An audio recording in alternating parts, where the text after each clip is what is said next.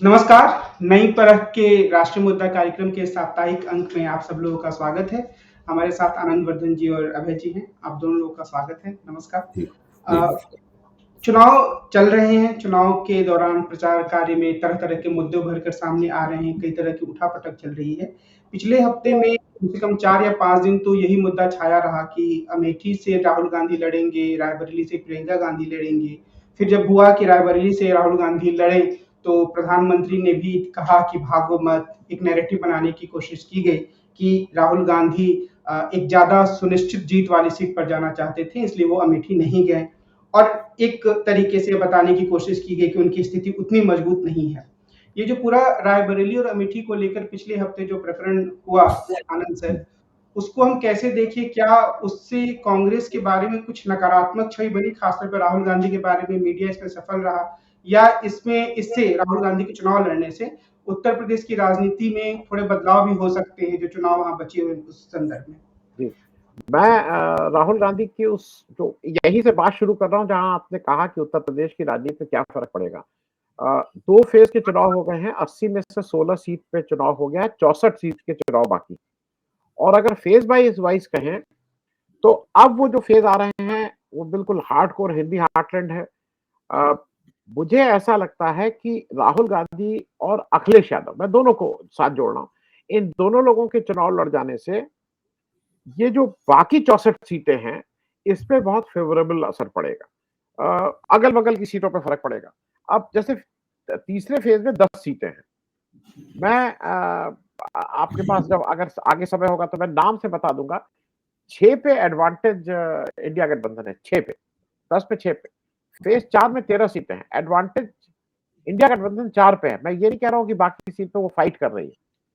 इसी तरह से आप जब देखते जा रहे हैं कि इलेक्शन की अभी जैसे हवा बननी और शुरू हो रही है, तो शायद जो जो बीजेपी ने सोचा था कि हम 7 फेज़ का इलेक्शन करा के हवा हमारे पक्ष में और बढ़ती जाएगी, उसका ठीक उल्टा हो रहा है। हवा चूँकि बीजेपी के पक्ष में नहीं बन पा रही है और जो थोड़ी बहुत हवा हम लोगों को शुरू में शायद नहीं समझ में आया या हम लोगों को लगा कि ऐसा कुछ इंडिया गठबंधन के पक्ष में बहुत कुछ नहीं है। लेकिन अब बहुत कुछ हो रहा है। मैं 2-3 चीज़ें जल्दी से करके फिर राहुल गांधी जी का एक छोटा बात करके फिर खत्म करूँगा। एक तो ये तय हो गया है कि मैंने आज आज सुबह 2 दलित लोगों से बात हुई और वो दोनों ज़िम्मेदार लोग हैं। उन्होंने कहा साहब मुख्य बात आरक्षण से ज़्यादा ये है कि हमारे बाबा साहब का संविधान बदलने की बात कर रहे हैं। और उसमें वो अपनी ऐसी दलील दे रहा है, उन्होंने कहा कि बाबा साहब की तो फ़ोटो पूरी जगह एक ही आती है संसद भवन के सामने कॉन्स्टिट्यूशन की किताब लेके इशारा करते हुए, उँगली एक तरफ। क्या नाम मोदी जी ने जो उनकी मूर्ति का अनावरण किया, उसमें एक तो हमारे बाबा साहब को उन्होंने बैठा दिया। खड़े बाबा साहब को बिठा दिया और हाथ से कॉन्स्टिट्यूशन भी निकाल लिया। तो मतलब हर आदमी अपने-अपने ढंग से उसकी दलील दे रहा है। दलित आहत है। दूसरा जो जो मुझे लग रहा है कि इस समय दलित भी कोई और घर ढूँढ रहे हैं। अगर उनको बीएसपी का घर ठीक लगता है और जहाँ पे बीएसपी का कैंडिडेट फाइट कर रहा है, तो उनकी पहली चॉइस बीएसपी होगी। इसमें मेरे ख्याल में उत्तर प्रदेश में बहुत गलतफ़हमी नहीं होनी चाहिए। लेकिन चूँकि बीएसपी बहुत जगह लड़ाई की स्थिति में नहीं है, वहाँ पे उसका एक एक अच्छा पक्ष इंडिया गठबंधन की तरफ भी आता हुआ दिखाई दे रहा है। एक समय हम सब लोग ये कहते थे कि भाई यादव के साथ जनरली दलित वोट नहीं करता है। इस बार मेरे ख्याल में वो वाली जाति वाले समीकरण टूट चुके हैं। अब मोदी वर्सेस मतलब मोदी जी क्या कर रहे हैं उनकी नीतियों के सामने वो है। जहाँ तक आपने बात राहुल जी की कही, राहुल जी का अब ये बाई प्लानिंग है कि बाई एक्सीडेंट है, उसका कितना फ़ायदा उठेगा, नहीं उठेगा ये मुझे नहीं मालूम। जैसे खड़गे जी का अध्यक्ष बनना मेरे ख्याल में बहुत प्लानिंग के तहत नहीं था। पहले अशोक गहलोत थे, फिर वो हुआ इंटरनल पॉलिटिक्स हुई और खड़गे जी बन गए। लेकिन वो मेरे ख्याल में खड़गे जी का अध्यक्ष बनना कांग्रेस के लिए एक एक लाइफलाइन जैसी चीज़ थी। उसी तरह से राहुल गांधी का रायबरेली आ जाने से सबसे बड़ी बात ये हुई है कि स्मृति ईरानी के पास कोई मुद्दा ही नहीं है। किस मुद्दे पे चुनाव लड़ेंगे? उनके पास तो एक ही मुद्दा था राहुल राहुल के बारे में अपशब्द कहना, खराब बात कहना। दूसरा ये है कि राहुल गांधी एक चीज़ से मैं ज़रूर कहूँगा बच गए। उससे नहीं बचे। वोट तो उनको, अमेठी के लोग इस समय बहुत दुखी हैं स्मृति ईरानी से, वोट की बात नहीं है। लेकिन मैं बिल्कुल तय मान के चल रहा था कि अगर राहुल गांधी वहां से लड़ते तो स्मृति ईरानी उनके खिलाफ 4-6 कंप्लेन, 2-3 महिला आयोग में शिकायत कि इन्होंने मुझे देख के ऐसा रेफरेंस किया, इन्होंने मुझे देख के ऐसा टोका, उनको ये सब कहने में भी झिझक नहीं थी। तो वो ये सब इनके अगेंस्ट कंप्लेन जरूर करती, और जैसा इलेक्शन कमीशन और वो आयोग है इस समय, वो हम सबको पता है। दूसरी बात ये हुई कि एक अच्छा मैसेज भी चला गया। किशोरी लाल शर्मा, अब अगर, शुरू में मुझे भी लगा था कि बहुत वीक कैंडिडेट होंगे, लेकिन अगर अब देखते हैं तो किशोरी लाल शर्मा ही शायद से बेहतर कैंडिडेट नहीं था। शीला कौल के पौत्र की बात हो रही थी, बिल्कुल आउटसाइडर, कोई मतलब नहीं यहाँ से। शीला कौल के घर वालों ने रायबरेली में मुड़ के नहीं देखा। विक्रम कौल साहब थे तो ठीक है, लेकिन कोई उन्होंने मुड़ के नहीं देखा। तो वो एक मेरे हिसाब से बिल्कुल ठीक निर्णय रहा है। और उसपे एक चीज और हुई जो मैं अंतिम, उसपे मोदी जी का जो जो जितना प्रचारित उन्होंने कर दिया रायबरेली और अमेठी को, मेरे ख्याल में अगर वो इस पे कोई कमेंट बीजेपी नहीं करती तो ये प्रचारित ही नहीं होता। आज पूरे देश को पता है कि रायबरेली, अब कुछ लोग उसको मास्टर स्ट्रोक बोल रहे हैं, कुछ लोग कह रहे हैं बहुत अच्छी नीति है, स्मृति ईरानी के पैर से जमीन से खिसक गई। ये ये मेरे ख्याल में बीजेपी का सेल्फ गोल है, इसके अलावा कुछ नहीं। कमल जी।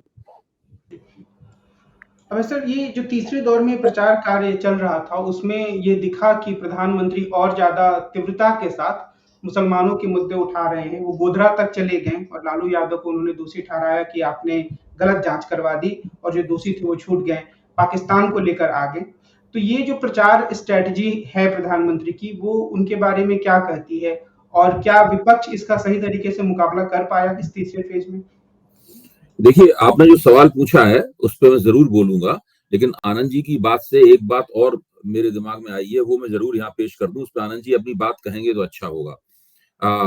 अभी कांग्रेस की तरफ से एक वक्तव्य आया है, वो ये है कि अभी कई चालें बाकी हैं, कि अभी हम न केवल ये जो राहुल गांधी को अमेठी से रायबरेली में शिफ्ट किया गया है, कांग्रेस के इस वक्तव्य का मतलब ये है कि केवल यही नहीं है, अभी हम और भी ज्यादा हमारे रणनीतिक कदम सामने आएंगे।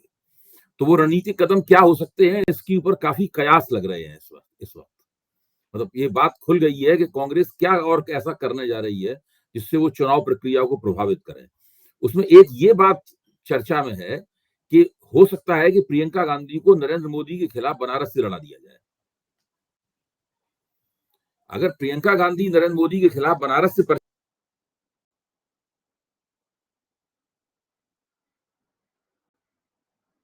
शायद नेट चला गया है क्या? जी हाँ, उधर से आपको तो मेरी आवाज आ रही है। हाँ, नहीं, मैं उसको आगे कर दूं। उनके पास केवल प्रियंका गांधी नहीं है, एक चॉइस और है। हाँ, अभय जी।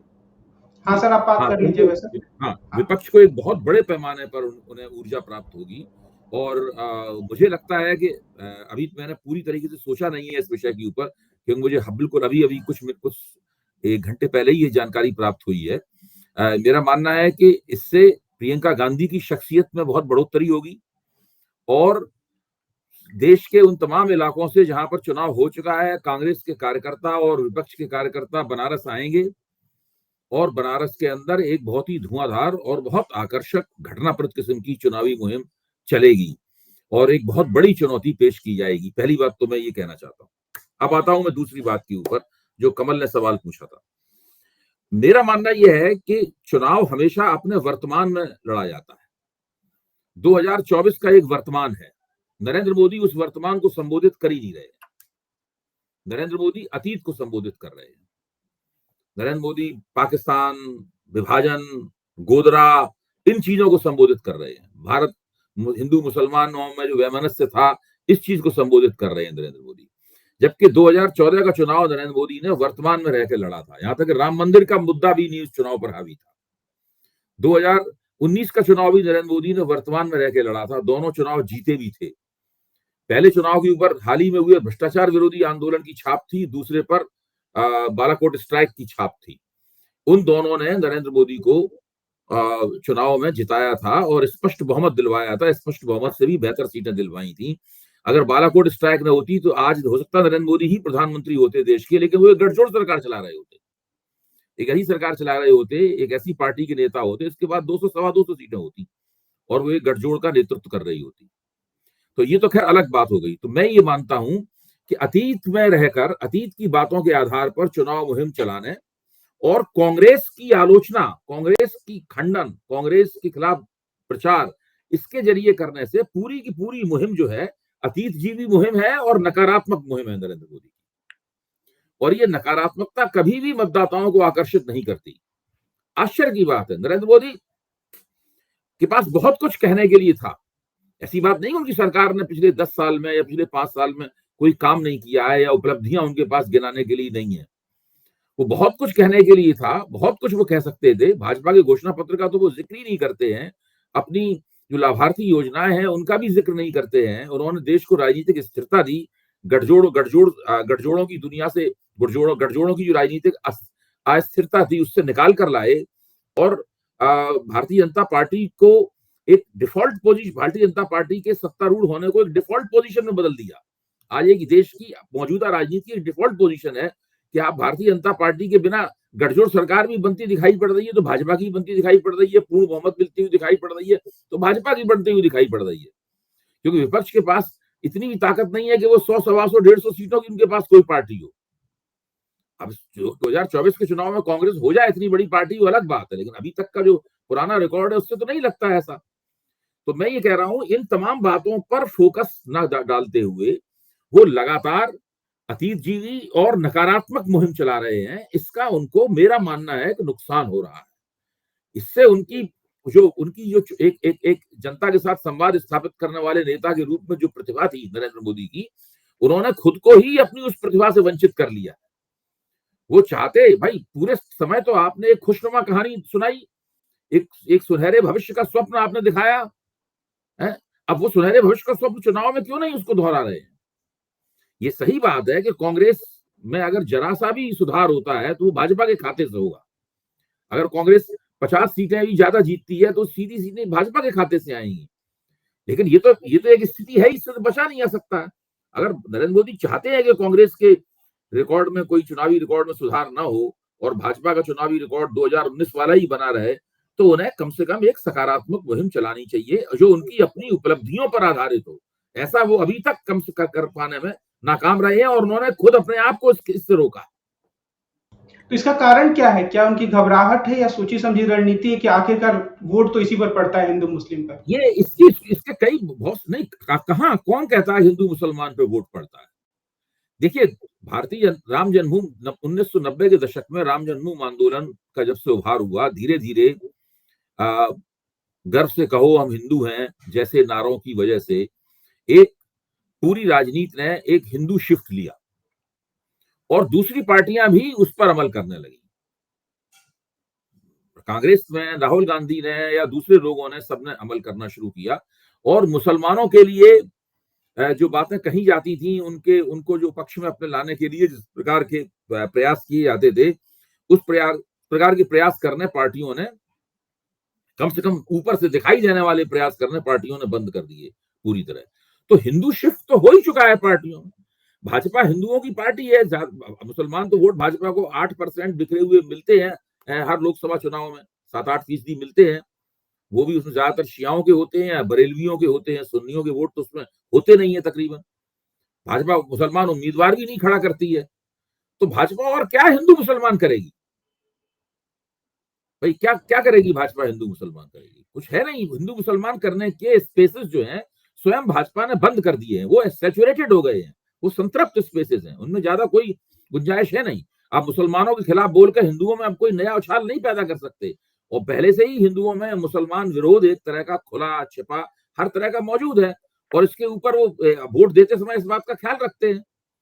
ये चुनाव दरअसल सुशासन कौन पार्टी देगी, घोषणा पत्र में क्या लिखा हुआ है, मेरा मानना है ये मुद्दे हैं, इन मुद्दों पर चुनाव हो रहा है। जनता के मन में ये मुद्दे हैं और उनके, नरेंद्र मोदी की दिक्कत ये है कि वो उन्हें किसी न किसी तरह महंगाई और बेरोजगारी के सवाल को छिपाना है। कैसे छिपाएं? जो भी सर्वे करते हैं कहीं 50%, कहीं 55%, कहीं उससे भी ज्यादा महंगाई बेरोजगारी का सवाल निकल के आता है। अब वो इसको कैमोफ्लेज कैसे करें?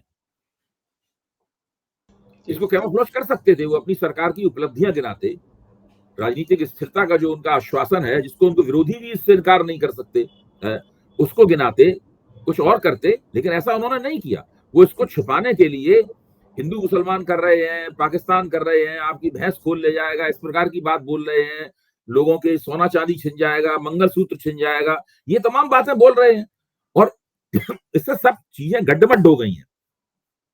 आम पब्लिक की समझ में नहीं आ रहा है कि ये बंदा क्या बोल रहा है। कैसी ऐसी ऐसी बातें क्यों बोल रहा है। एक तर्कपूर्ण बात, एक मुद्दा लाना, एक सूत्र में पूरे चुनाव को बांधना, ये सब कर पाने में वो विफल है। आनंद सर, अभय सर की बात पे तो आप टिप्पणी कीजिएगा, लेकिन इसके साथ में एक और चीज आपसे पूछना चाह रहा हूँ सवाल के रूप में कि आमतौर पर जब, और पिछली बार भी मैंने ये सवाल अभय सर से किया था कि आमतौर पर जब मैं भाजपा समर्थकों से बातचीत करता हूँ तो उनकी टिप्पणी ये होती है कि एक साइलेंट वेव तो है और लोग इसको समझ नहीं पा रहे हैं और मुद्दे जो हैं वो वही हैं जो नरेंद्र मोदी सेट कर रहे हैं, लेकिन एक जो काउंटर नैरेटिव आ रहा है कि नहीं स्थानीय मुद्दे हावी हैं। तो उत्तर प्रदेश के विशेष संदर्भ में अगर आप हमें ये बता पाएँ कि क्या सच में स्थानीय मुद्दे हावी हैं या राष्ट्रीय मुद्दे हावी हैं? मोदी जी की आवाज़ ज़्यादा लोगों तक पहुँच रही है? जी। आपकी क्या टिप्पणी है इस पर? जी, मैं थोड़ा पहले जो अभय भाई ने कहा उस पे मैं एक कुछ कर दूं। जो आप पूछ रहे थे ना कि मोदी जी को क्यों नहीं मोदी जी ये पकड़ पा रहे हैं, मुझे ऐसा लगता है कि मोदी जी का कनेक्ट खत्म हो गया है।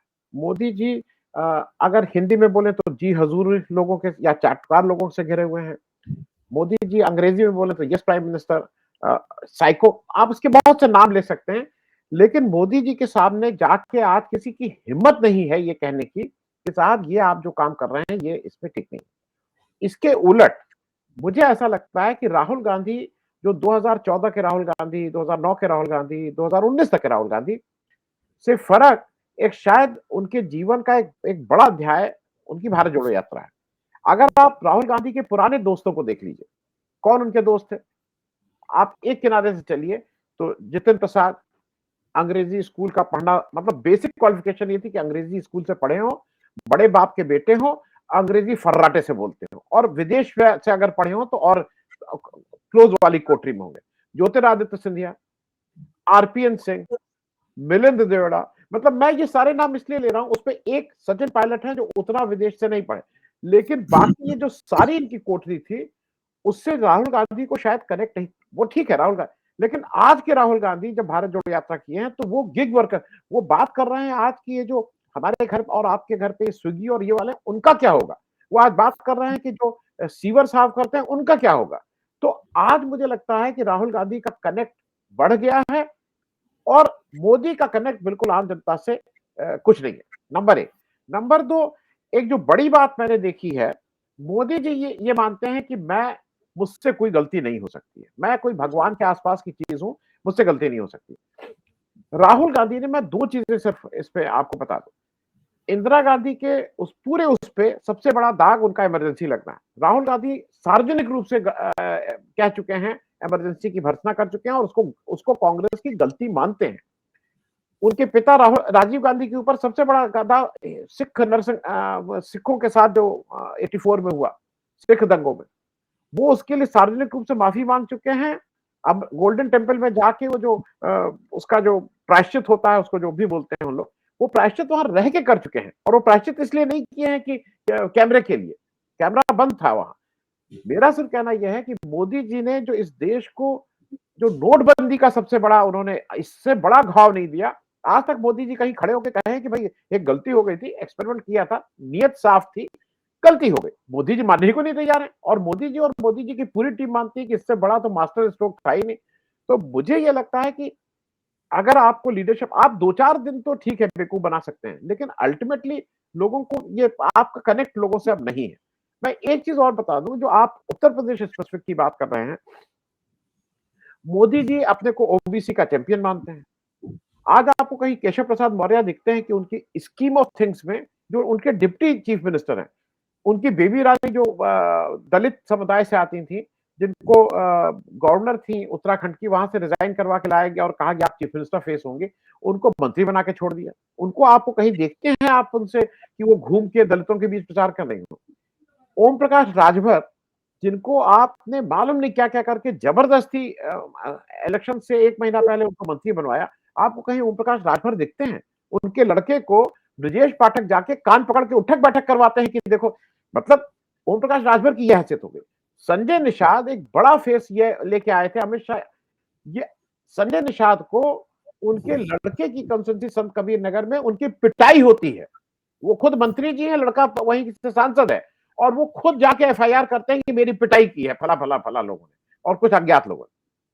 ये स्थिति मोदी जी और बीजेपी ने अपने सो कॉल्ड ओबीसी लोगों की बना दी है। अब यहाँ पे कितनी सच्चाई है मुझे नहीं मालूम, लेकिन आप उत्तर प्रदेश के किसी से बात कर लीजिए, लोगों का ये मानना है कि अगर जून में ये 300 पार भी अगर हो गए या 272 पार भी हो गए तो योगी जी का जाना तय है, योगी जी का जाना तय है।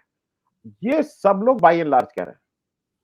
दूसरी तरफ ये भी बात बिल्कुल साफ हो रही है कि योगी जी ने हाथ नहीं खींच लिए हैं।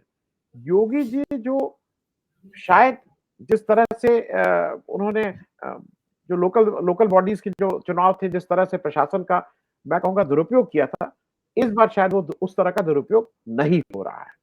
तो अगर प्रशासन का दुरुपयोग नहीं होगा तो ऐसे चुनाव में 5-7% का फर्क पड़ जाएगा बीजेपी के अगेंस्ट के लिए। मैं ये सारी बातें इसलिए कह रहा हूं कि अब तीन समुदाय और बचते हैं। अल्पसंख्यक इलेक्शन से 6 महीना पहले से ही बिल्कुल लामबंद है कांग्रेस के पीछे और उसके साथ साथ इंडिया गठबंधन के पीछे, लेकिन प्राइमरली कांग्रेस के पीछे। कांग्रेस को लाइन में सबसे आगे खड़ा होना होगा, फिर इंडिया गठबंधन की लाइन शुरू होगी। दूसरा समुदाय दलित समुदाय। दलित समुदाय आज की तारीख में उत्तर प्रदेश के बारे में बिल्कुल ठीक से कह सकता हूं कि मेजॉरिटी 51% की है कि वो मेजॉरिटी 99% की है, बहस इसमें हो सकती है, लेकिन मेजॉरिटी दलित बीजेपी को छोड़ के या तो बसपा या इंडिया गठबंधन, ज्यादा इंडिया गठबंधन की तरफ भी आते हैं। और तीसरा राजपूत। किन्हीं कारणों से, वो कारण बीजेपी की इंटरनल फाइट थी, वो रूपाला से शुरू हुआ, लेकिन किन्हीं कारणों से उसमें कुछ लोग कहते हैं कि योगी जी के जो चाहने वाले हैं उनको लगता है कि भाई योगी जी चले जाएंगे, तो ये राजपूतों का एक वर्ग हर जगह मैं ये कहूंगा अभी एसपी के साथ या इंडिया गठबंधन के साथ खड़ा नहीं है, लेकिन बीजेपी से गुस्सा है। अब वो घर बैठ जाएगा, लेकिन वो उतने जोश में आके वोट नहीं दिलवा रहा है। हो सकता है निष्क्रिय हो जाए, हो सकता है कुछ लोग उसमें इंडिया गठबंधन को वोट दे दें, लेकिन जितनी आक्रामकता के साथ वो बीजेपी के लिए वोट डलवाते थे, वो आक्रामकता इस बार नहीं दिख रही। कमल जी। अभी सर कल बिहार से एक खबर आई कि ललन सिंह प्रचार कर रहे थे और भारतीय जनता पार्टी के कार्यकर्ताओं ने उनसे खूब सवाल किए, तीखे सवाल किए, उनका हाथ पकड़ लिया कि आप कभी कोई काम नहीं कराए हैं, कभी दिखे नहीं हैं। इस खबर से तो ऐसा लगता है कि भारतीय जनता पार्टी और जनता दल यूनाइटेड का गठबंधन जमीनी स्तर पर बहुत अच्छे से काम नहीं कर रहा है। कुछ लोग यह भी कह रहे हैं कि नीतीश कुमार 2020 के चुनाव का बदला लेने के मूड में हैं, जब उनकी सीटें कम कर दी गई थी। बिहार के संदर्भ में जो राजनीतिक उठापटक चल रहा है, उसे आप कैसे देखते हैं? प्रधानमंत्री की ये सब बातें मैंने भी सुनी हैं, ये सब बातें मैंने भी सुना है कि जो सलूक चिराग पासवान के जरिए भाजपा ने नीतीश कुमार के साथ किया था, नीतीश कुमार तकरीबन वैसा ही सलूक भारतीय जनता पार्टी के साथ लोकसभा चुनाव में कर रहे हैं। तो ये सारी बातें आ रही हैं, तो लेकिन ये तो इन पे तो बेहतर है कि जो बिहार की राजनीति को बहुत नजदीक से कोई व्यक्ति अगर देखता हो, वो इनके बारे में कुछ विस्तार से बताए, वहां के माइक्रो डिटेल्स सामने आए, तो हम लोग ज्यादा बात को समझ सकते हैं। मैं इसी बात से संबंधित एक दूसरा व्यापक परिप्रेक्ष्य है वो आपके सामने रखना चाहता हूं। वो परिप्रेक्ष्य ये है कि जब कांग्रेस को सत्ता में 40 वर्ष हो गए, 40-45 वर्ष हो गए, तब वो दौर आया जबकि जो समुदाय कांग्रेस को वोट देते थे, उन्होंने पलट के पूछना शुरू किया कि भाई हम तो बहुत दिनों से वोट दे रहे हैं, हमको मिला क्या? उसमें दलित समुदाय भी था, ओबीसी समुदाय ने 60 के दशक में ये बात पूछनी शुरू कर दी थी कांग्रेस से। 90 के दशक तक आते आते ब्राह्मण भी पूछने लगे कांग्रेस से ये बात है, मतलब ऊंची जातियां भी, द्विज जातियां भी कांग्रेस से ये बात पूछने लगी। कांग्रेस ने कभी इन बातों का ठीक से जवाब नहीं दिया और अलग अलग एक धीरे धीरे करके विभिन्न समुदाय जो कांग्रेस के जेबी वोट थे वो उससे छिटकते हुए चले गए। भारतीय जनता पार्टी के लिए ये 45-50 साल की अवधि है, फास्ट फॉरवर्ड होकर 10 साल में आ गई है। वो 10 साल में ही भाजपा से ये सवाल पूछे जाने लगे। जाहिर है पहले के मुकाबले राजनीतिक चेतना लोगों की बहुत है, जो राजनीतिकरण की प्रक्रिया है वो बहुत तेजी के साथ चली है और लोग अब प्रॉक्सी वोटर लोग आंख बंद करके किसी पार्टी की पार्टी निष्ठा, इसको पार्टी लॉयल्टी कहते हैं, उसकी अवधि भी बहुत लंबी नहीं रह गई है। पार्टी लॉयल्टी समुदायों की अपनी बदलती रहती हैं। अब जैसे कि मान लीजिए गुजरात में पुरुषोत्तम रूपारेल के खिलाफ क्षत्रियों में नाराजगी पैदा हुई, तो भाजपा ने उनको मनाने की कोशिश की, लेकिन उन्होंने क्षत्रियों की मांग मानी नहीं भाजपा ने किसी भी कीमत पर। उन्होंने पुरुषोत्तम रूपारेल का टिकट काटा नहीं उन्होंने, क्योंकि भाजपा ये देख रही है कि क्षत्रिय नाराज होते हैं तो उनसे जो राजनीतिक प्रतियोगिता में पटेल हमारे पक्ष में ज्यादा मजबूत होते जा रहे हैं, यानी पटेल और ज्यादा ठोस रूप से भाजपा के समर्थन में झुकते जा रहे हैं। अच्छा, अब ये एक पत्रकारीय विश्लेषण है जो कि एक अखबार में प्रकाशित हुआ है कि उन्होंने क्षत्रियों की मांग इसलिए नहीं मानी कि उनको लग रहा है कि पटेलों का फायदा पटेलों के वोटों को फायदा हो रहा है। मुझको क्या लगता है, मुझको लगता है पटेल वोट तो पहले से बीजेपी के साथ है, यानी जो पहले से बीजेपी जिन वोटों को पहले से प्राप्त करती रही है और इस चुनाव में पटेल वोट बीजेपी को नहीं मिलेंगे, इसका कोई कारण नहीं है गुजरात में। केवल आप उसके अपेक्षा में कि पटेल वोट और हो जाए, आप क्षत्रियों की मांग न माने मत उसमें। तो ये मैं कह रहा हूं कि ये एक ऐसी परिस्थिति है जिसके अंदर भारतीय जनता पार्टी को बहुत से समुदाय जो है भारतीय जनता पार्टी से पूछ रहे हैं। इस चुनाव में स्पष्ट रूप से पूछते हुए क्षत्रिय समुदाय नजर आया, सैनी नजर आए, गुर्जर नजर आए, ये सब लोग नजर आए कि भाई ये कोई वो कह रहे हैं कि हम आपकी जेब में नहीं पड़े हुए हैं, हम आपको वोट देने के लिए मजबूर नहीं है। इसका मतलब यह है कि तमाम समुदायों में, तरह तरह के मतदाता मंडलों में अपनी मतदान प्राथमिकताओं पर पुनर्विचार हो रहा है। तो उनकी मतदान प्राथमिकता इतनी फिक्स नहीं है कि नरेंद्र मोदी का नाम आए और राजनीतिक बहस बंद हो जाए। तो ये चीज जो होती है, ये 10 साल में होने लगी है भाजपा के साथ। मैं आज भी मानता हूं, अपने तमाम विश्लेषण और तमाम बातों के बावजूद मानता हूं कि आज भी चुनाव जीतने की जो पोल पोजीशन है उसमें भाजपा ही है। अब वो चुनाव कैसे जीतेगी, उस जीत की प्रकृति क्या होगी, बहुमत भाजपा को जो जनादेश प्राप्त होगा, उस जनादेश की प्रकृति क्या होगी? 2019 वाली प्रकृति होगी, 2014 वाली प्रकृति होगी, या फिर वो अटल बिहारी वाजपेयी को जो जनादेश मिलता था वो वाली प्रकृति होगी उसकी? मेरा मानना यह है कि अगर हम यथार्थ को न छोड़ें, अपने उत्साह में और जोश में यथार्थ को न छोड़ें, राजनीतिक यथार्थ को लगातार थामे रहें मजबूती के साथ में, तो हम लोगों को इस पहलू पे विचार करना चाहिए कि मुझे लगता है कि भारतीय जनता पार्टी धीरे धीरे एक ऐसी स्थिति में पहुंचती जा रही है, जो तीसरे दौर के, अभी 7 तारीख को जो वोट पड़ेंगे तब उसके बाद और भी चीज मेरे ख्याल से स्पष्ट होगी, तब चुनाव आधे चुनाव की तरफ रवाना हो जाएगा कि भाजपा की जीत भी होगी तो वो बहुत ही मुश्किल जीत होगी, एक नैरो जीत होगी भाजपा की, एक नैरो विक्ट्री होगी। और ये भी हो सकता है कि वो पूर्ण बहुमत से नीचे रह जाएं और उन्हें उन पार्टियों की मदद की कोशिश करनी पड़े। अगर ज्यादा नीचे रह गई तो फिर उन्हें मदद भी कोई नहीं देगा। अगर थोड़ा ही फर्क रहा तो मदद मिल भी जाएगी, वरना भाजपा को मदद भी कोई नहीं देगा, क्योंकि हम लोग जानते हैं ना कि क्षेत्रीय शक्तियां तो भागती हैं। क्षेत्रीय शक्तियां देखेंगी भाई कि 240-250 सीटों वाली पार्टी को सरकार में अगर हम लाएंगे तो ये पार्टी, इसका दबदबा कायम रहेगा, मोदी जी इसके धाकड़ प्रधानमंत्री होंगे और हमें कुछ मिल नहीं पाएगा, हमें अपने मन के मंत्रालय भी नहीं मिलेंगे। लेकिन अगर हम एक बाकायदा क्षेत्रीय शक्तियों के समर्थन पर टिकी हुई सरकार अगर बनाएंगे तो हम ज्यादा अच्छी सौदेबाजी कर पाएंगे, हमको काफी अच्छी राजनीतिक सत्ता जो प्राप्त होगी उसका बेहतर हिस्सा हमें प्राप्त होगा। तो बहुत सी बातें खुल जाएंगी अगर जैसे ही भाजपा की जीत जो है ना वो 300 की तरफ जाने की बजाय 272 के आसपास सिमट जाए। आनंद सर, क्या ये पिछले हफ्ते जब हमने बात की थी तो ये मसला सामने नहीं आया था, उसके बाद ही आया कि चुनाव आयोग ने जो फाइनल वोटिंग परसेंटेज दिया उसमें काफी अंतर था पहले और दूसरे दौर के लिए, जो शुरुआती उनका आंकड़ा था उसमें। तो क्या इससे बहुत सारे जो विश्लेषण हो उनमें संशोधन करने की आवश्यकता है कि वोटिंग कम हुआ है, भाजपा को इसका नुकसान होगा वगैरह वगैरह जो बातें कहेगी? नहीं, सबसे पहले तो मैं ये बता दूं कि ये जिसको कहना चाहिए इलेक्शन कमीशन के लिए चुल्लू भर पानी में डूब बनने वाली बात है। आप इन सारे संसाधन को रखते हुए, आप इन सारे इतना बड़ा बजट होने के बाद भी अगर आपको 10-10 दिन लग रहे हैं एक दौर के एक फेज के कितने वोट पड़े, और अभी भी आपने ये नहीं डिस्क्लोज किया है कि कंस्टिट्यूएंसी वाइज कहाँ-कहाँ कितने परसेंटेज वोट हैं। आपने ओवरऑल एक दिया। तो इससे 2 चीजें हैं। एक तो आपकी इनकॉम्पिटेंस बिल्कुल सामने आ गई।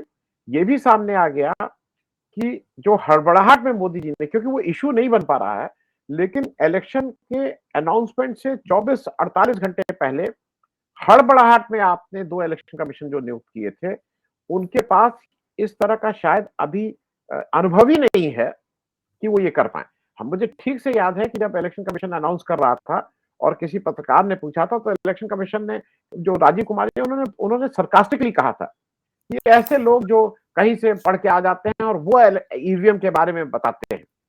और उनको ये लगा था कि वो आईआईटी के लोग हैं जो ये पूछते हैं। और उस समय भी मैंने प्रश्न उठाया था कि वो जो 24 घंटे जिनको नहीं हुए थे इलेक्शन कमीशन बने, जो उससे पहले ये जो सीमेंट और वो नेशनल हाईवे अथॉरिटी के लोग थे, उसमें से आईएएस अधिकारी एक थे, उनको तो सीमेंट, बालू और इसी का मालूम था। उनको कैसे मालूम है कि कैसे होगा? तो ये इलेक्शन कमीशन की, मैं अभी भी ये मानता हूँ कि ये उनकी इनकॉम्पिटेंस है। मैं इसमें अभी कोई ये नहीं देख रहा हूँ जो कुछ लोग देख रहे हैं कि नहीं, शंका है। शंका होने के सारे कारण हैं, लेकिन मैं अभी भी मानता हूँ कि ये इनकॉम्पिटेंस है। दूसरी बात जो मैं इसलिए कह दूं, जो अभय जी बात कह रहे हैं, मैं उससे बिल्कुल उससे वो कर रहा हूं कि ये मेरे हिसाब से अटल बिहारी वाजपेयी जी की बीजेपी की तरफ जा रही है। अब वो 1998 की होगी कि वो 1999 की होगी, वो अलग बात है। लेकिन मुझे एक चीज सिर्फ याद दिलाना है, अटल बिहारी वाजपेयी के साथ जब उनके सहयोगी मिल रहे थे, तो उसमें वो जॉर्ज फर्नांडिस थे, जिनकी समता पार्टी की एक ताकत थी। उनके साथ बाला साहब ठाकरे थे, जिनकी महाराष्ट्र में एक ताकत थी। उनके साथ तेलुगु देशम खड़ा था। उनके साथ शिरोमणि अकाली दल के उस समय के प्रकाश सिंह बादल थे, जिनकी एक ताकत थी। उनके साथ ममता, मेरा कहना है कि उनके साथ जो लोग खड़े थे, उनकी ताकतें थी, और अटल जी ने कभी किसी को कमतर नहीं किया था। अटल जी ने सबको अपना उतनी इज्जत, उतना वो दिया था, डीएमके रहा हो या एआईडीएमके रहा हो। लेकिन जो मोदी जी की दिक्कत है कि मोदी जी जिस तरह से ट्रीट किए, इनके सबसे बड़ी ताकत आज की तारीख में तो भाई नीतीश कुमार है ना। नीतीश कुमार को जैसा इन्होंने ट्रीट किया है, और बिहार के बारे में इन्होंने जो डीएनए और क्या क्या किया है, और बिहार में आके जो बार बार झूठ बोला है कि कितने का पैकेज, वो लोग भूल जाएंगे। इन्होंने जिस तरह से महाराष्ट्र में अजीत पवार को एक दिन पहले बताया है कि ये कहाँ की गाली, और चक्की पीसिंग क्या क्या बोला है, और दूसरे दिन आपने उनको डिप्टी चीफ, ये लोग याद नहीं रखेंगे। तत्कालिक रूप से उनको अपना फायदा था, यहाँ आ गए हैं। शिंदे के साथ जो हुआ है, मैं सिर्फ बातें इसलिए ये कह रहा हूं, मोदी जी, मैं बिल्कुल ये मानता हूं, मोदी जी अगर अटल बिहारी वाजपेयी के संख्या बल पे आते हैं, तो मोदी जी का वो ऑरा नहीं है कि उनके साथ कोई खड़ा भी होना पसंद करेगा। उनकी पार्टी के लोग नहीं खड़े होंगे। तो मेरे हिसाब से अगर अगर बीजेपी की सीटें कम होती हैं, तो मोदी जी को बाहर से चैलेंज नहीं, सबसे पहला चैलेंज मोदी जी को अपनी पार्टी के अंदर ही झेलना होगा। ऐसा मुझे लगता है, कमल। जी। अब सर, संदेश खाली को लेकर कल एक वीडियो आया, कल या 1-2 दिन पहले भी हो सकता है आया हो। कल ममता बनर्जी ने इसको शेयर किया, जिसमें भारतीय जनता पार्टी के उस इलाके के एक बड़े पदाधिकारी यह कह रहे हैं कि ये सारा कुछ तो शुभेंदु अधिकारी के दिमाग की उपज थी और उसके हिसाब से ही काम हुआ। एक महिला का भी उसमें बयान है कि मैं तो अंग्रेजी जानती नहीं हूँ, 2000 रुपया दिया गया और मैंने साइन कर दिया। वीडियो गलत भी हो सकता है, सही भी हो सकता है, लेकिन ममता बनर्जी ने इसको शेयर किया है। क्या ये पूरे जो एक विमर्श चल रहा था, जो बीजेपी ने गढ़ने की कोशिश की थी, उसको स्थानीय स्तर पर चुनौती देने की कोशिश है तृणमूल कांग्रेस की? और क्या वहां भी चुनाव स्थानीय स्तर के मुद्दों पर ही हो रहे हैं? देखिए, अगर ये वीडियो न भी आया होता, मैं इस बहस में क्यों जाऊं वीडियो सही है गलत है, मेरे पास तो कोई तरीका है नहीं है जानने का। अगर ये वीडियो नहीं भी आया होता, मेरा शुरू से ही मान्यता है कि संदेश खाली के आधार पर बंगाल के चुनाव का नतीजा तय नहीं होगा। पूरे देश के नतीजों की तो बात छोड़ ही दीजिए आप। संदेश खाली बशीरहाट निर्वाचन क्षेत्र में है। क्या बशीरहाट निर्वाचन क्षेत्र भारतीय जनता पार्टी जीतने जा रही है? मैं गारंटी से कह सकता हूं कि भाजपा और कहीं जीते हारे, बशीरहाट नहीं जीतेगी। बशीरहाट में पहले नुसरत जहां सांसद थी, 3.5 लाख वोटों से जीती थी। चूंकि उन्होंने इस मामले में कोई सक्रिय रवैया नहीं अख्तियार किया, तो ममता बनर्जी ने उनका टिकट काट दिया। अब दूसरे सज्जन को टिकट दिया गया है। बशीरहाट निर्वाचन क्षेत्र में तृणमूल कांग्रेस जमकर चुनाव जीतेगी। और आप नतीजे देख लीजिए कि संदेश खाली के जो दो ब्लॉक हैं, उनके वोट भी हम लोगों को पता लग जाएंगे किसको कितने क्या मिले। तो ये जो कुछ भी संदेश खाली में हुआ है, वो चुनावी वो सही है कि गलत है, शाहजहां शेख की क्या भूमिका थी, ये सब एक अलग चर्चा का विषय है। मैं ये नहीं कह रहा हूँ कि शाहजहां शेख के ऊपर आरोप लगाए गए सही है गलत है, ये मुझे नहीं मालूम है। राजनीति में इतनी तरह की बातें होती हैं कि मिल जाती हैं, कुछ कहना मुश्किल हो जाता है उसमें। लेकिन जहां तक चुनावी राजनीति का सवाल है, संदेश खाली न बंगाल को प्रभावित करने जा रहा है और न बंगाल के बाहर किसी क्षेत्र को प्रभावित करने के लिए जा रहा है। इसमें मेरा अब देखिए, आप संदेश खाली ने एक काम जरूर किया है, ये महिला आयोगों की जो राजनीति है इसके ऊपर। अब जो राष्ट्रीय महिला आयोग है, राष्ट्रीय महिला आयोग ने ब्रिजभूषण शरण सिंह के मामले में कुछ नहीं किया। राष्ट्रीय महिला आयोग ने मणिपुर के मामले में तकरीबन कुछ नहीं किया सिवाय एक पत्र लिखने के, दिल्ली में बैठकर वहां मणिपुर के लोगों को। अब जो कर्नाटक में रेवन्ना कांड और प्रज्वल कांड हुआ है, उस पर राष्ट्रीय महिला आयोग ने क्या किया है अभी तक कुछ सुनाई नहीं पड़ा, कम से कम मेरी निगाह में तो आया नहीं। लेकिन संदेश खाली में तो ये राष्ट्रीय महिला आयोग की अध्यक्षा वहां गई थी वहां दौरा करने के लिए, बहुत ड्रामे किए थे उन्होंने कि मुझे पुलिस वहां जाने नहीं दे रही है, ये नहीं कर रही है, वो कर रही है। तो ये राष्ट्रीय महिला आयोगों की क्या उपयोगिता है, किस तरह ये राजनीतिक दलों के बिल्कुल राजनीतिक दलों ने की राजनीति ने कैप्चर कर लिया है, ये महिलाओं का नहीं, महिलाओं की राजनीति में योगदान न देकर अपनी पॉलिटिकल पार्टी जहां से उनकी नियुक्ति हुई है उसकी राजनीतिक गोटी लाल करने में लगे हुए हैं, ये संदेश खाली ने जरूर स्पष्ट कर दिया है। बाकी चुनावी राजनीति में उसका क्या फर्क पड़ेगा, मुझे यकीन नहीं है कि उसका कोई ज्यादा फर्क पड़ेगा।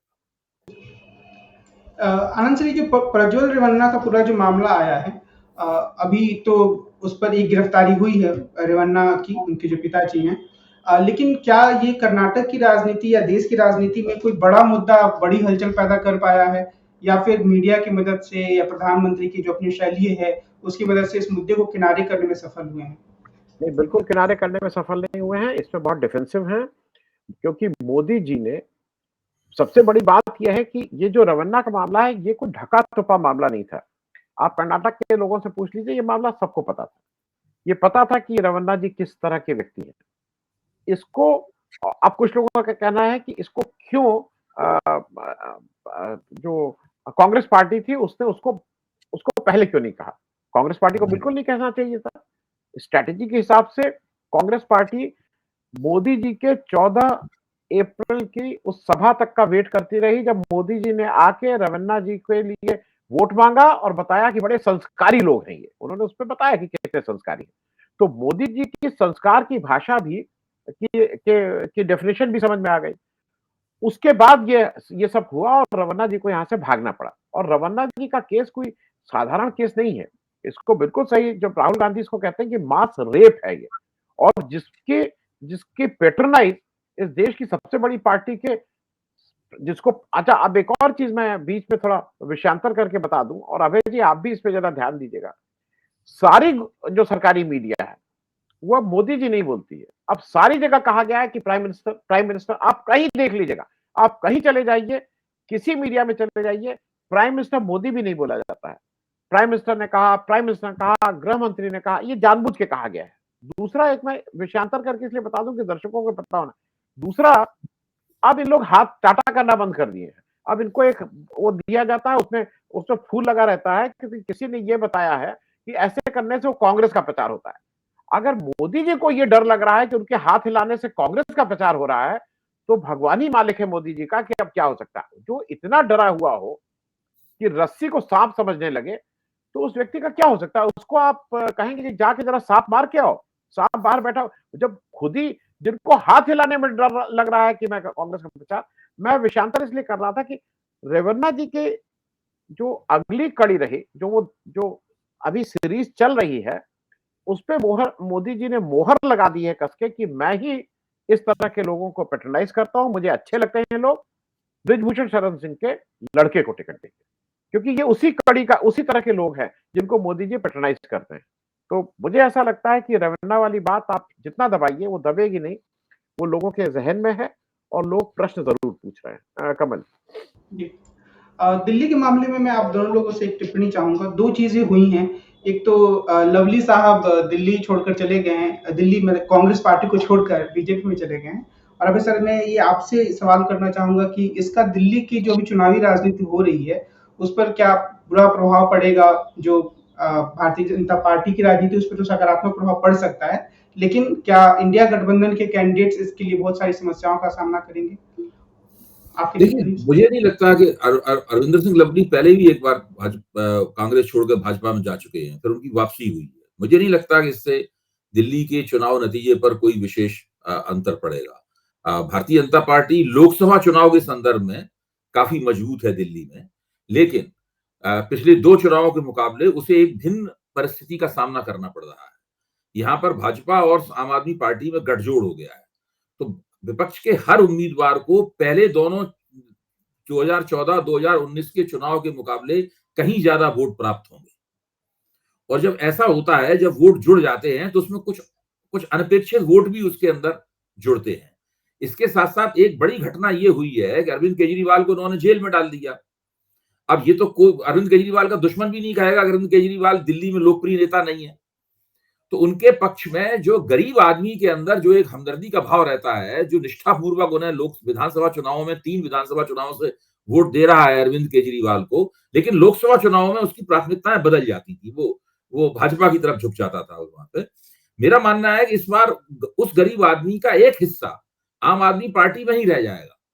तो इसमें इंडिया गठबंधन के वोट और ज्यादा बढ़ेंगे। मैं इस परिस्थिति पर ज्यादा निगाह डाल रहा हूँ। इन नेताओं के राजकुमार चौहान के या बसोया के या अरविंदर लवली के चले जाने से मुझे नहीं लगता कि लोकसभा चुनाव के परिप्रेक्ष्य में कोई असर पड़ेगा। विधानसभा चुनाव में क्या होगा, ये अभी किसी को नहीं पता है। विधानसभा चुनाव में आम आदमी पार्टी नंबर 1 पार्टी है, दूसरी पार्टियां बहुत पीछे हैं आम आदमी पार्टी से। और तब तक अभी मंगलवार को सुप्रीम कोर्ट अरविंद केजरीवाल का मामला सुनेगा। अगर अरविंद केजरीवाल बाहर आ जाते हैं तो बिल्कुल परिस्थिति में लोकसभा चुनाव में अंदर ही एक रेडिकल परिवर्तन आएगा। तो दिल्ली चुनाव के बारे में अभी कोई अंतिम बात नहीं की जा सकती। आनंद सर, एक इस पे भी अगर आप एक टिप्पणी करें, लेकिन एक अलग सवाल भी मैं इसमें जोड़ना चाहूंगा। मैं हिमाचल प्रदेश में देख रहा था कि कांग्रेस ने कम से कम 2 मजबूत कैंडिडेट तो दिए हैं, एक विक्रमादित्य सिंह और दूसरे आनंद शर्मा। तो ये कहा जा सकता है कि इन राज्यों में भी भाजपा को, जो छोटे राज्य हैं, वहाँ भाजपा के लिए रास्ता आसान नहीं है। और दिल्ली के मामले पर अगर आपकी कोई टिप्पणी हो? मेरा मेरा थोड़ा अभय जी से दिल्ली के मामले, मेरा ऐसा मानना है कि दिल्ली में दोनों जब मिल के लड़ रहे हैं, कांग्रेस और आम आदमी पार्टी, तो खाता इस बार खुल जाएगा। वो 7-0 तो नहीं रहेगा, खाता तो खुलेगा। अब खाता वो जेपी अग्रवाल साहब खोलते हैं कि खाता कौन खोलता है, ये देखने वाली बात होगी, लेकिन खाता तो खुलने जा रहा है। मुझे एक दिल्ली के संदर्भ में एक बात और, मतलब मैं इसलिए कहूंगा कि जो देश में जो लोग राजनीति कर रहे हैं, उनका कंसर्न मैं बता दूं। पप्पू यादव, जिनके मन में बिहार में उनको टिकट नहीं दिया इंडिया अलायंस से, पूर्णिया में वो इंडिपेंडेंट लड़े। मन में अगर वो इंडिपेंडेंट लड़ रहे हैं और इंडिया अलायंस ने उनको टिकट नहीं दिया है, तो मन में बहुत क्षोभ और बहुत गुस्सा होना चाहिए नॉर्मली, और होना। लेकिन वो व्यक्ति दिल्ली में आके कन्हैया कुमार के लिए अब कैंप कर रहा है, तो इसमें आप ये समझ सकते हैं कि कुछ राजनेताओं को लार्जर राजनीति भी समझ में आ रही है देश की। उनके लिए इस समय ये आवश्यक है कि बीजेपी और मोदी जी सत्ता से जाएं, और तभी कुछ बात हो सकती है। लवली जी का जाना आना बहुत नहीं है, वो 17-18 में गए थे, फिर उनको समझ में आ गया कि वहां आम आदमी पार्टी के सिवा और कहीं कोई वो नहीं चाह रहा है, तो अब वो आम आदमी पार्टी उनको ले नहीं रही थी, तो फिर वापस कांग्रेस में आ गए थे। कांग्रेस को शायद भविष्य में इस तरह की गलतियां नहीं दोहरानी चाहिए कि जो इस तरह से जाए और फिर आ जाए तो उनको अध्यक्ष बनाते हैं, इत्यादि इत्यादि। जहां तक हिमाचल की बात है, हिमाचल में फिर कांग्रेस अपनी गलतियों की वजह से एक अच्छी स्टेट जहां पे उसकी सरकार चल रही है, अब वो वहां के कुछ नेता जो लोगों को बहुत एक्सपीरियंस चुनावी राजनीति का नहीं है, नेताओं के अगल बगल घूमने का एक्सपीरियंस ज्यादा है, उनके हाथ में चूंकि वहां की चुनावी कमान दे दी गई है, तो मुझे लगता है दो कम से कम कांग्रेस की सीट आ ही जाएंगी। सबसे बड़ा कांग्रेस के बीजेपी के हिसाब से झटका होगा कि कंगना रनौत जी का शायद सपना पार्लियामेंट में आने का, क्योंकि बहुत से लोग ये मान रहे थे कि कंगना रनौत जी स्मृति ईरानी के स्पेस को फिल करने वाली थी। मतलब अगर स्मृति ईरानी हार जाती या स्मृति ईरानी से उनका कंपटीशन था, तो स्मृति ईरानी भी ने 2 राहत की सांस ली होंगी, राहुल गांधी का न लड़ना और कंगना रनौत का हारना। ये स्मृति ईरानी के लिए अच्छा है, क्योंकि नहीं तो एक कॉम्पिटिटर वहां हो रहा था जो उसी तरह की बातचीत करता था। तो मिनिमम 2 सीट तो हिमाचल में है। अनुराग ठाकुर की सीट भी अनुराग ठाकुर हार सकते थे लेकिन कांग्रेस ने शायद अंदरूनी लड़ाई और वहां लेट किया है काफी। तो वहां का मतलब वहां का जो भी हुआ मिसमैनेजमेंट की वजह से कांग्रेस 2 सीटों पे पीछे है। बाकी 2 सीटों पे तो कांग्रेस को जीतना चाहिए। आगे देश की राजनीति, चुनावी राजनीति में जो भी उथल-पुथल होगा और अन्य जो मुद्दे आएँगे, उस पर हम आनंद वर्धन जी और अभय जी से बातचीत करते रहेंगे। आज के कार्यक्रम को हम यहीं समाप्त करते हैं। आप दोनों लोगों को बहुत-बहुत धन्यवाद। नमस्कार।